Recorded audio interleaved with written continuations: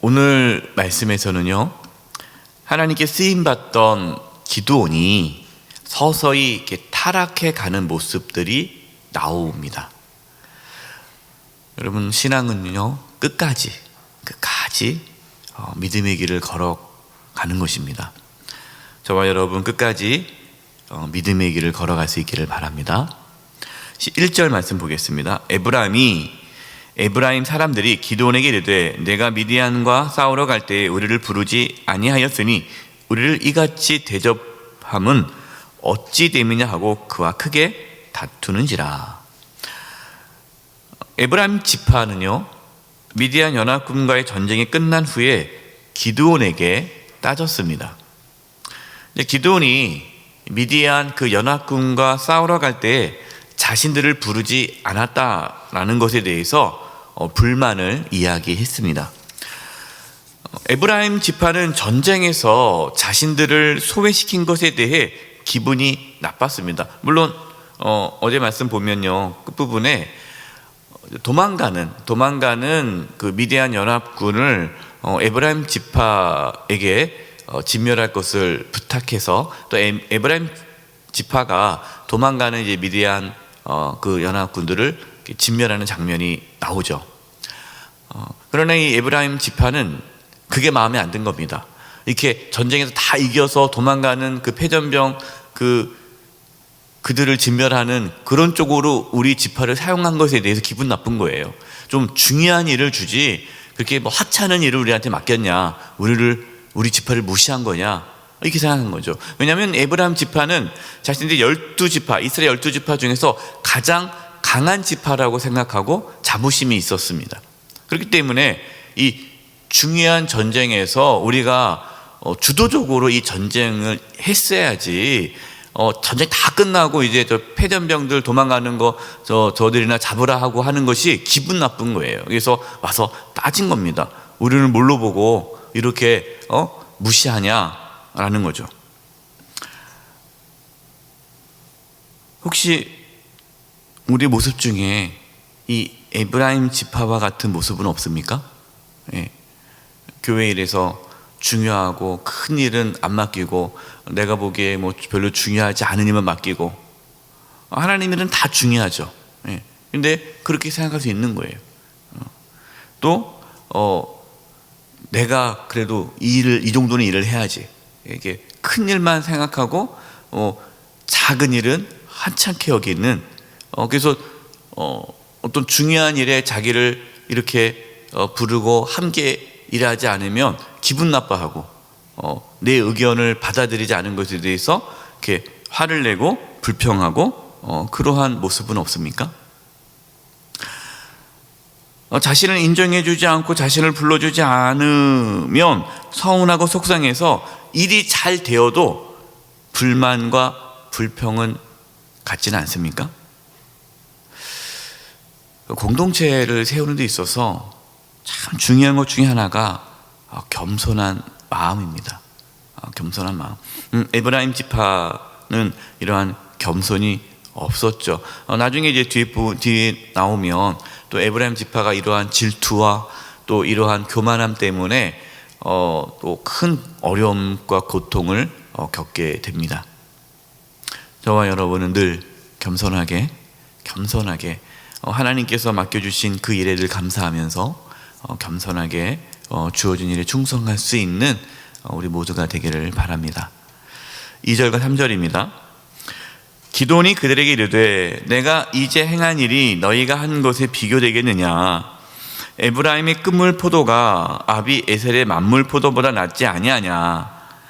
하나님이 미디안의 방백 오렙과 스앱을 너희 손에 넘겨주셨으니, 이 미디안의 방백 오렙과 스앱은 이제 도망가는 그 미디안 연합군 중에 지도자를 말하는 거예요. 내가 한 일이 어찌 능히 너희가 한 것에 비교되겠느냐 하니라. 기드온이 이 말을 하매 그때에 그들의 노여움이 풀리니라.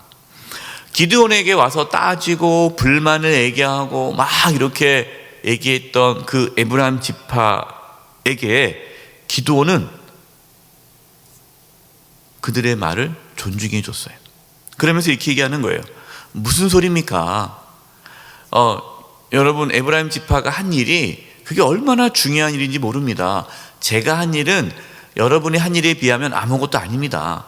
여러분이 그렇게 도망가는 그 연합군대를 다 이렇게 진멸했기 때문에 우리가 전쟁에서 결과적으로 승리할 수 있었습니다.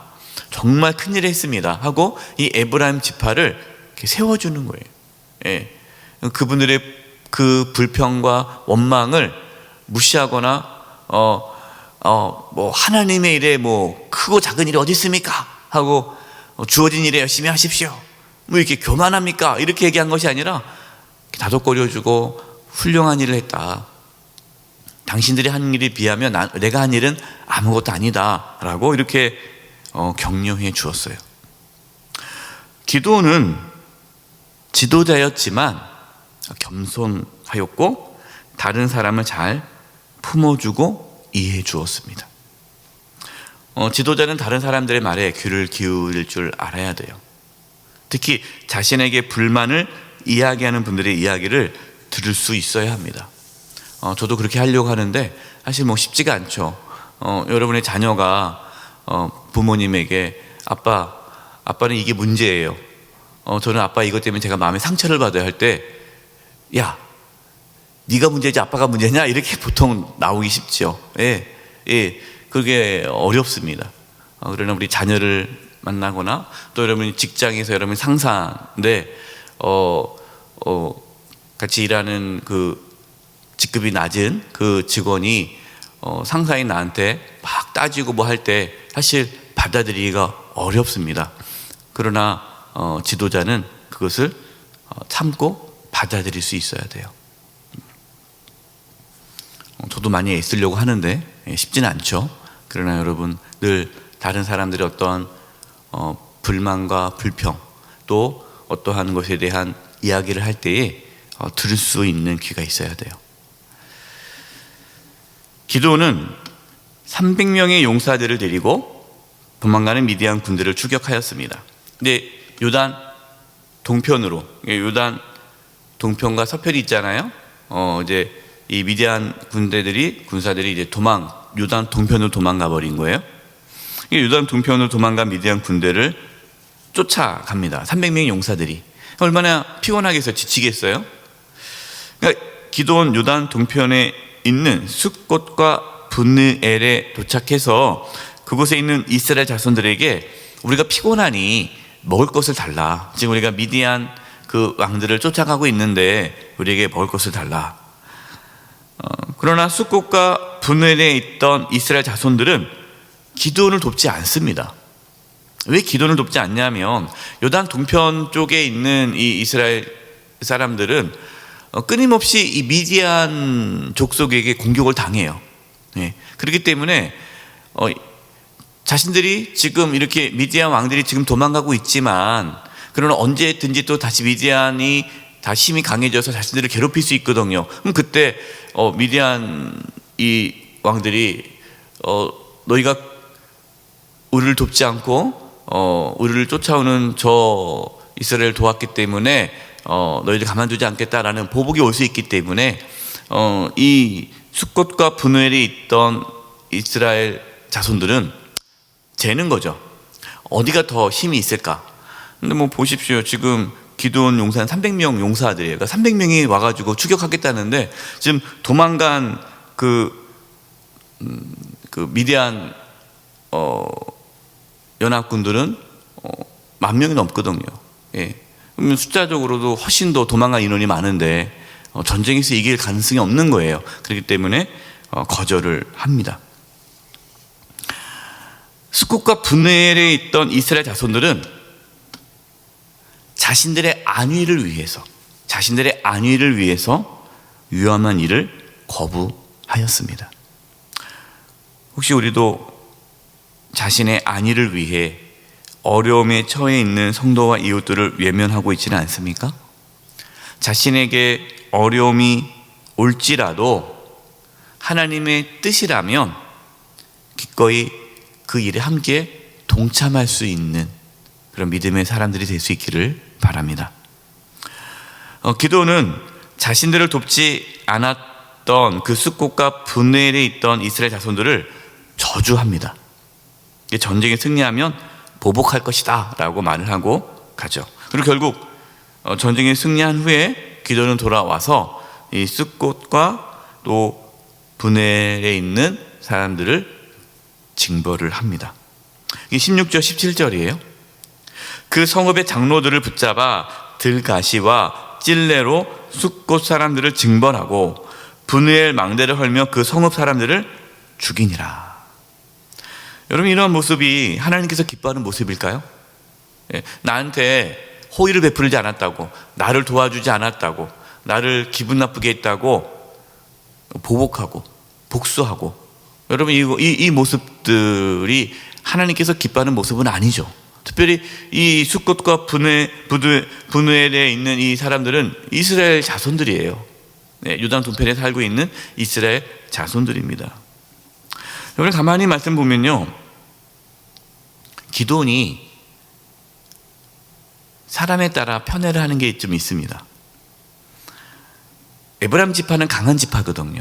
그러니까 에브라임 지파가 강한 지파가 강하게 얘기하니까 존중해주고 이렇게 인정해주고 그런 모습을 보이죠. 그런데 숫곳과 분헬에 있던 이스라엘 자손들은 연약한 자손들이죠. 그러니까 이스라엘 지파지만 그곳은 상대적으로 연약합니다. 그러니까 만만한 거죠.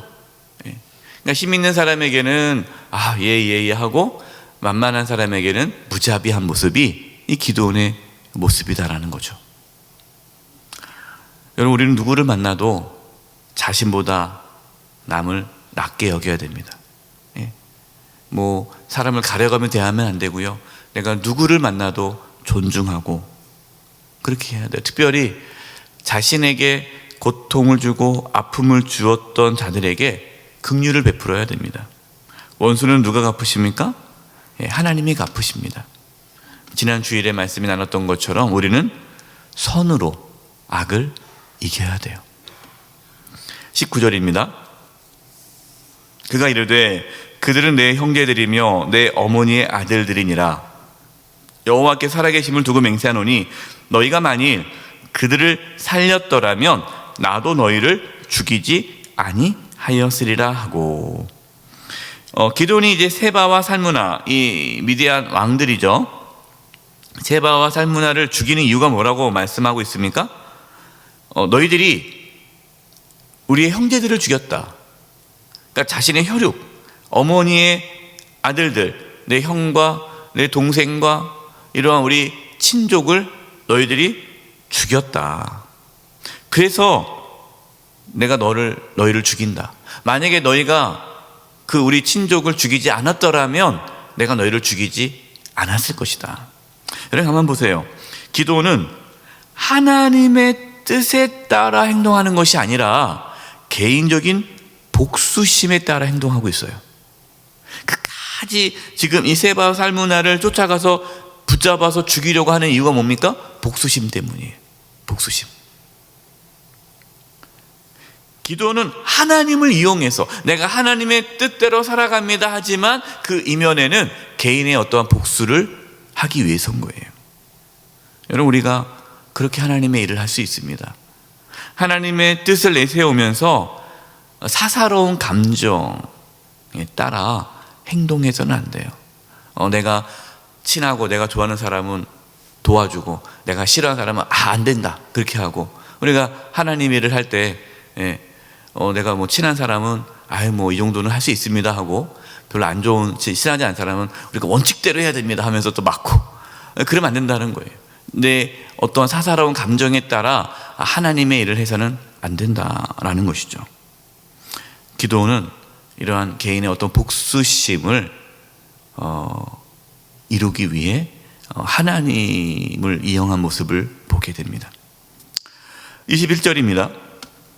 세바와 살무나가 이르되 내가 일어나 우리를 치라. 사람이 어떠하면 그의 힘도 그러하니라 하니, 기도니 일어나 세바와 살무나를 죽이고 그들의 낙타 목에 있던 초승달 장식들을 떼어서 가지니라. 기도니요, 이제 세바와 살무나를 죽였어요. 근데 거기서 죽였으면 그래도 뭐 하나님께서 뭐 이제 전쟁에 승리하게 했으니까 끝나면 좋은데, 안타까운 게 뭐냐면 그들의 낙타목에 있던 초승달 장식을 떼어 가져갔다라는 겁니다. 이 그들이 탔던 낙타목에 있던 초승달 장식은 왕의 장식물이에요. 이 세바와 살무나가 미디안의 왕들입니다. 연합의 그 왕. 미디안의 미디안은 연합군이고 여러 종족이 있잖아요. 각 왕들이 있어요. 그 왕의 장식품을 떼어서 가져갔다라는 거예요. 이 뭘 의미합니까? 기드온이 왕이 되고자 하는 욕망이 있었다라는 거예요.